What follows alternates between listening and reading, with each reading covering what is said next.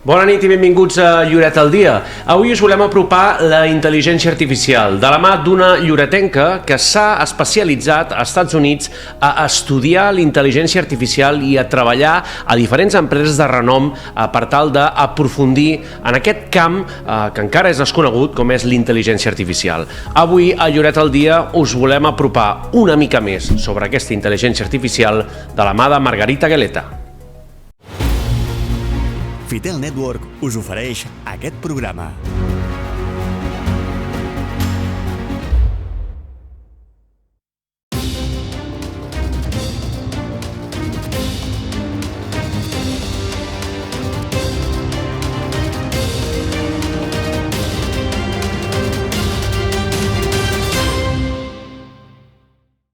Margarita Geleta, ¿cómo estás? Bienvenida a los estudios de Fitel. Muchas gracias por invitarme, es un placer estar hoy aquí. Bueno, la verdad que de alguna manera nos ha interesado mucho el tema de la inteligencia artificial. Vemos que tú eres una profesional de este tema, que te has formado, que has estudiado en Estados Unidos, que has estado en empresas de renombre. Explícanos un poco qué despertó tu interés por la IA. Buena pregunta. Yo creo que todo empezó desde muy pequeña, cuando a mí me encantaba leer y mi libro preferido era la enciclopedia. Me gustaban todos los aspectos de la ciencia y más, desde la biología hasta la química, historia, filosofía, y no podía decidirme en qué me quiero centralizar, en qué me quiero focalizar. Y al tener que escoger una especialización en bachillerato, en la universidad, yo pasé de humanístico a tecnológico. En un momento, cuando tenía que decir la carrera, decidí la carrera de Ciencia e Ingeniería de Datos porque es un campo que se puede aplicar a cualquier parte o rama de la ciencia o cualquier otro ámbito, porque combina métodos avanzados de estadística e informática aplicados a cualquier campo, medicina, historia, y eso pues... Pero luego te especializaste en IA, más propiamente dicho. ¿Qué sería la inteligencia artificial de forma resumida para una, profesional del campo? La inteligencia artificial es el campo que estudia los algoritmos que intentan imitar la inteligencia humana. Y la inteligencia humana se basa en tomar decisiones. La inteligencia artificial intenta automatizar. En vez de que una persona tenga que hacer una decisión binaria, esto se hace de manera automática. Por ejemplo, cuando abrimos Netflix y queremos ver una película, tenemos unas recomendaciones. Y estas recomendaciones se basan en otros usuarios que tienen unos gustos similares a los nuestros y nos recomiendan películas que a estos usuarios les hayan gustado, pero nosotros aún no hemos visto. Y esta película tiene una probabilidad alta de que nos guste a nosotros también. ¿Es el algoritmo del algoritmo? Un metaalgoritmo. Más bien aprender de muchos ejemplos de grandes bases de datos y intentar encontrar patrones que nos puedan dar la oportunidad de hacer una decisión. Tú te has especializado en la genealogía genética, en IA. ¿Podemos explicar un poquito qué es esto? Sí, como dije antes, la IA y la ciencia de datos se puede aplicar en cualquier ámbito. Y yo, al final de mi carrera, decidí especializarme en IA aplicada a genealogía genética. La genealogía genética es la ciencia que estudia la historia familiar, que se basa en archivos, registros históricos de personas que han nacido o muerto durante toda la historia humana, combinando datos de ADN. Los datos de ADN proporcionan mucha información sensible de las personas y codifica relaciones de parentesco entre diferentes personas.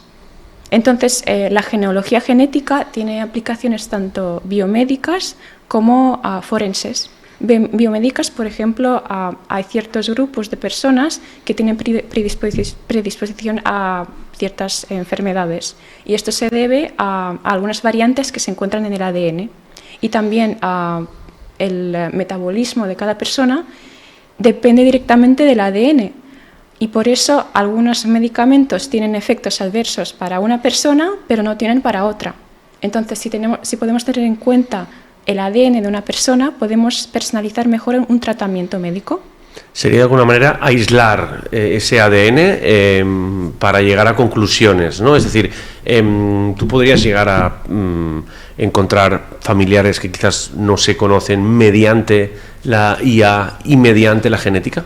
Sí, exactamente. Y esto es una aplicación en el ámbito forense, donde se puede hacer construir un árbol genealógico basándonos en coincidencias en ADN. Una vez haces tu prueba de ADN, puedes comprobar tu ADN con muestras de una base de datos de ADN de otras personas y ver cómo de cercano eres en un árbol genealógico respecto a otras personas, y intentar aproximar, reconstruir un árbol genealógico, y esto permite pues establecer cuál es la relación de parentesco exacta. Y hay muchos casos que se han solucionado desde 2018, que es cuando se popularizó este campo de la genealogía genética, y casos de crímenes, casi 600 casos desde 2018.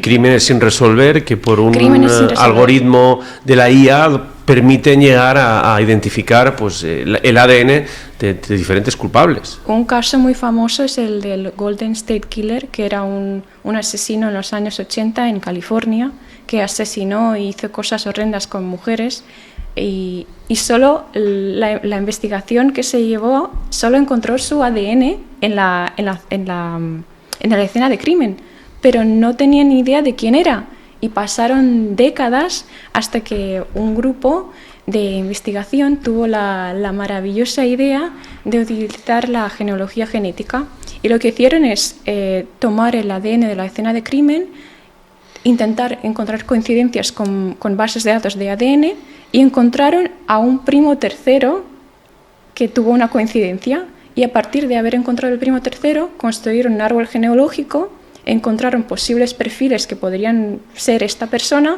y fueron persona por persona, hicieron el test de ADN y una persona dio 100% coincidencia. Lo encarcelaron y las familias de las víctimas llegaron a tener justicia. Me parece apasionante, e incluso llevado a, por ejemplo, a este país, España, ¿no? Por ejemplo, en momentos de la historia donde hubo guerras, posguerras, pues que muchos familiares no se pudieron identificar. La IA permitiría de alguna manera recuperar esta memoria histórica y poder identificar quizás personas que fueron muertas por crímenes de guerra, pero no se pudieron identificar, no se pudieron enterrar de forma normal sabiendo quién eran. Posiblemente sí, porque la IA, la clave es que puede procesar datos gigantescos, algo que nosotros como humanos no podríamos hacer, porque nosotros analizar cada micropuntito de la secuencia de ADN no es factible, y con la IA sí que lo podemos hacer de manera eficiente, rápida y eficaz. Ahora mismo actualmente estás cursando un doctorado en California, ¿verdad? Sí, en la Universidad de Berkeley. ¿Y este doctorado es especializado en genealogía genética o hay otros campos en los que estás investigando? En la IA y en las ciencias de la computación, pero mi tesis será en IA aplicada a genealogía genética. La IA aún es muy desconocida para la gran mayoría de personas, ¿no? Que no estudiamos o no trabajamos de forma activa en ella. ¿Cuál dirías que son las cosas positivas que ya hoy en día se puede beneficiar la gente con la IA y los riesgos? Cosas positivas, yo creo que puede automatizar muchas tareas. De hecho, creo que la mayor parte de nosotros ya conocemos el famoso ChatGPT, que nos ha cambiado la forma de vida.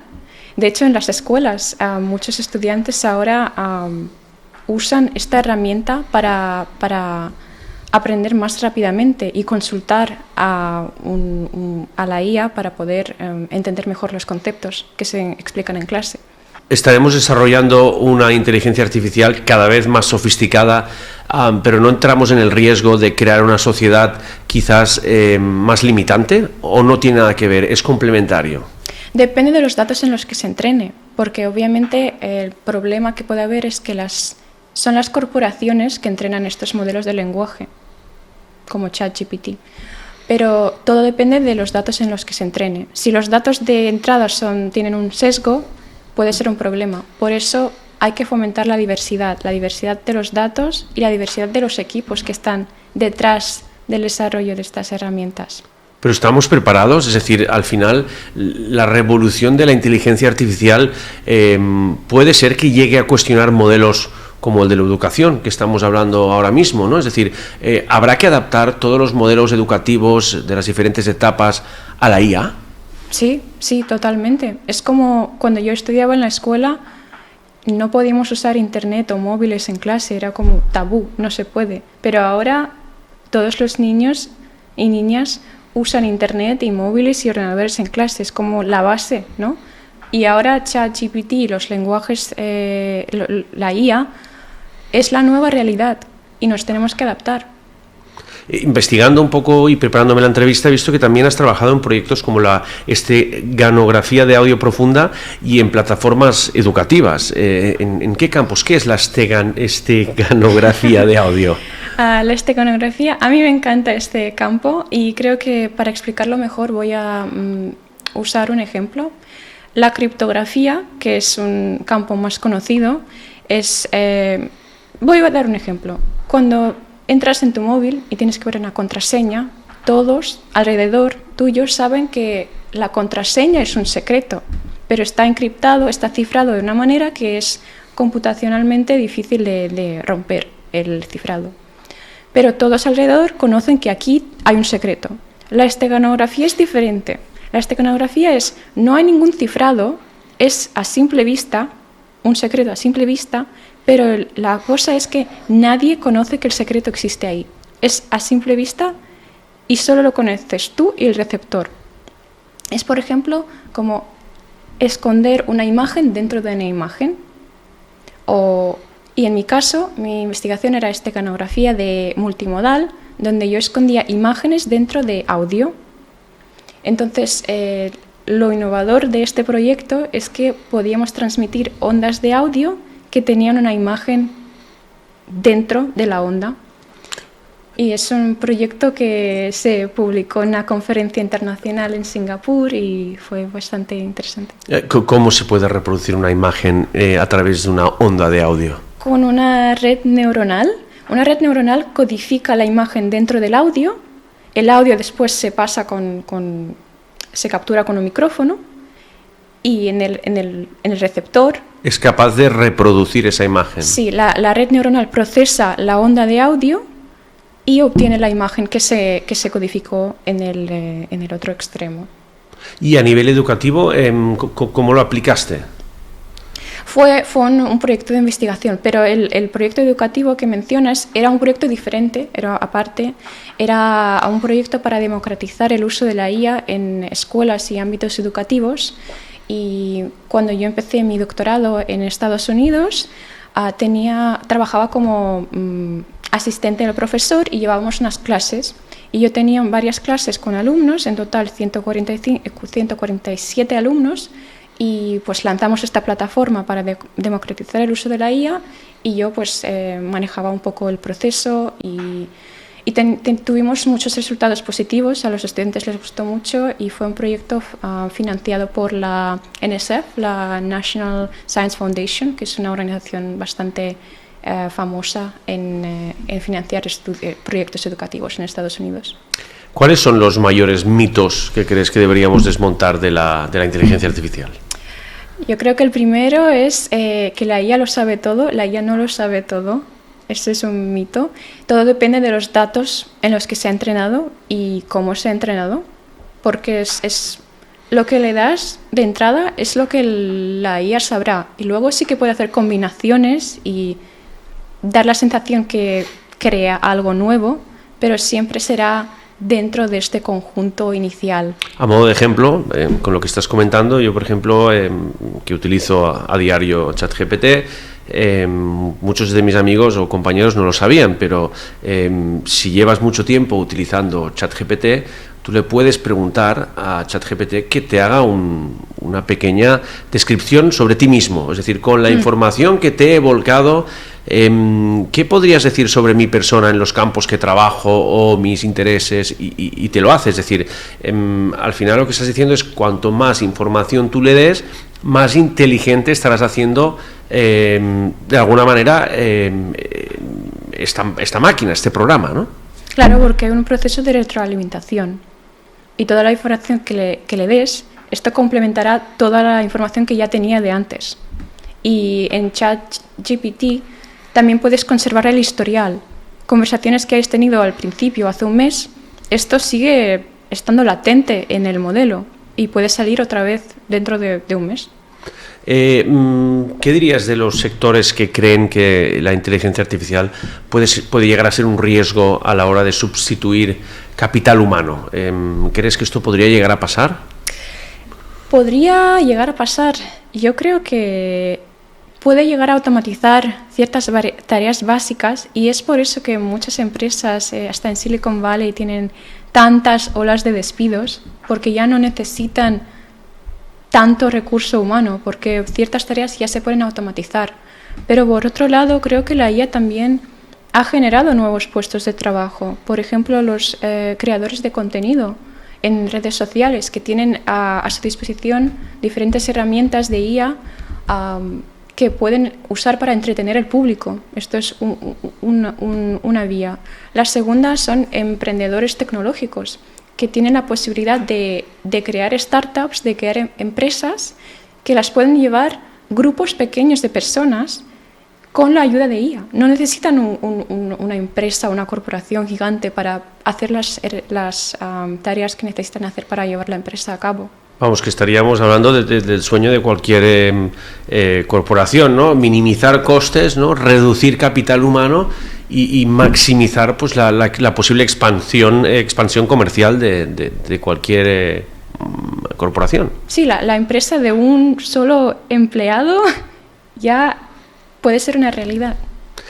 ¿Crees que se debería regular la inteligencia artificial? Hemos visto que, bueno, como siempre pasa en el mundo, ¿no? Hay países ahora mismo mucho más desarrollados con la IA, como puede ser Estados Unidos, que como por ejemplo pues el sur de Europa, ¿no? Como nosotros aquí mismo. ¿Qué crees que esta disparidad puede crear en la sociedad, en el globalismo del que tanto nos gusta hablar? ¿Y de qué manera crees que se tendría que regular la IA? La regulación es muy importante, porque como cualquier invención, descubrimiento científico o de ingeniería, se puede usar tanto como para bien como para mal.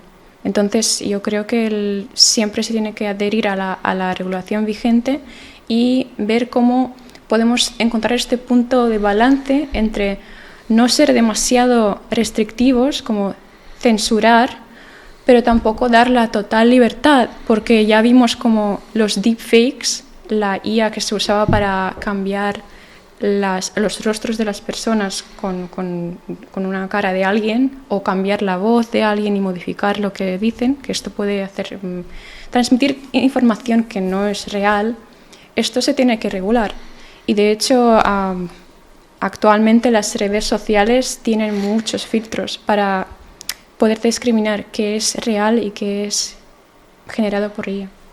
Bueno, de alguna manera, claro, le estamos dando al receptor lo que quiere, ¿no? Mediante la inteligencia artificial.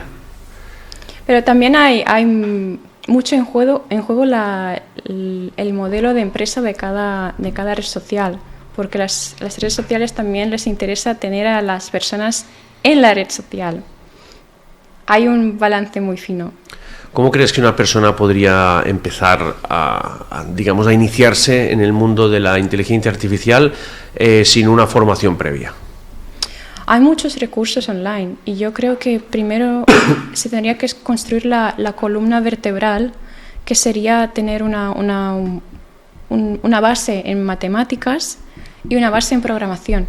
Que esto ahora con YouTube y con Internet es muy fácil de construir. Y luego, si tuvieras que decir, por ejemplo, las 5 aplicaciones top que todo el mundo tendría que tener ahora mismo en su dispositivo móvil, aparte de ChatGPT, ¿cuáles 2 o 3 más destacarías? De la IA. ¿O que tú recomendarías? para aprender la IA. Bueno, digamos, para iniciarse, ¿no? Hay mucha gente que todavía no utilizan ChatGPT. ChatGPT, digamos, parece que es el primer paso de la IA, pero hay muchas aplicaciones cotidianas que ya disponen de inteligencia artificial de alguna manera introducida y que quizás mucha gente no lo sabe. Hay otras aplicaciones como ChatGPT, como Anthropic, que tienen su propio modelo y dicen que para escribir cartas es más agradable, no suena tan sintético. Luego buscadores que tienen la IA por detrás, como Perplexity, y luego también asistentes de voz, que casi cada móvil ya lo tiene, como Siri de Apple, Cortana de Microsoft o Alexa de Amazon. Que ya directamente pues están mucho más desarrollados que antes. Sí. ¿Qué consejo darías a cualquier estudiante o joven que nos esté escuchando y que quizás le pueda despertar un interés estudiar la IA? Ser curiosos. Creo que es la base, porque la IA es un campo muy innovador que va cambiando cada día y hay que seguir al tanto de las innovaciones. Cada día hay papers o publicaciones científicas en este ámbito que se van publicando y yo recomendaría pues ser curiosos y leer papers, atender a conferencias, atender a eventos y conectar con personas que están en este ámbito. Yo creo que es algo que a veces se olvida un poco, pero el networking, socializar y contactar con personas interesadas en este campo es muy importante, porque la información viene de las personas y si no conoces a las personas, pues será más fácil obtener esta información. Por eso yo pienso que hay que conectar con personas y obviamente cualquiera que me esté viendo hoy puede conectar conmigo. Qué interesante. Bueno, aparte de que estás haciendo tu formación, tu doctorado en Estados Unidos, tú eres muy de Lloret, si no me equivoco, ¿no? Sí, es mi casa. Y quieres mucho Lloret de Mar. Sí. ¿Qué significa para ti Lloret de Mar? Es una pregunta muy profunda. Yo tengo mucho cariño a Lloret. Es mi casa y es la comunidad que me vio crecer. Entonces, cada vez que vuelvo a Lloret, que últimamente no es muy a menudo, desafortunadamente, pero cada vez que vuelvo me gusta mucho compartir los conocimientos que obtengo y los logros con las personas que he conocido toda mi vida. ¿En qué aspectos podría un municipio como Lloret de Mar, de unos 40.000 habitantes, empezar a mejorar a través de la inteligencia artificial? Es decir, si ahora tuvieras que recomendar a un ayuntamiento, por ejemplo, decir, oye, yo como profesional de la IA recomendaría que en estos campos ya empezarais a trabajar con la inteligencia artificial para mejorar pues el bienestar común. Lloret es la perla de la Costa Brava, creo yo, y creo que se podría crear como un hub tecnológico que atraiga talento, especialmente en la IA y en las nuevas tecnologías, y creo que es una zona donde se podría fomentar la educación en la IA y actividades, eventos como hackathons, que son muy populares, que son como competiciones tecnológicas, y esto atraería a muchas personas y a mucho talento que podría continuar desarrollando como un sitio, un hub innovador en este aspecto. ¿Cuál ha sido el momento más emocionante hasta ahora de tu joven carrera en la IA hasta ahora? Yo creo que mi mudanza a Estados Unidos ha sido un cambio muy radical en mi vida y creo que fue una de las decisiones más importantes porque yo me formé en IA y ciencia de datos aquí, pero he continuado mi carrera de doctorado ahí y me ha cambiado como persona, para bien. Bueno, pues Margarita, muchas gracias por este tiempo. No sé si te gustaría transmitir un último mensaje a modo de conclusión sobre la IA y sobre el impacto que genera en nuestras vidas. Sí, yo invito a todas las personas a formarse y a conectar, porque es el futuro y tenemos que estar presentes. Pues agradecemos mucho este tiempo, ha sido muy interesante. Seguiremos bien de cerca tu carrera y tu desarrollo en Estados Unidos, y en Fitel Televisión y Fitel Network siempre tienes las puertas abiertas para venir y contarnos pues los últimos datos y las últimas actualitzacions de tu carrera i de la IA. Muchas gracias, Marc. Gràcies, Margarita. I a vostès, doncs, moltes gràcies per haver-nos seguit una setmana més a Lloret al Dia, amb temes tan interessants i que encara doncs, ens queda molt per descobrir, com és l'intel·ligència artificial. Moltíssimes gràcies i bona nit.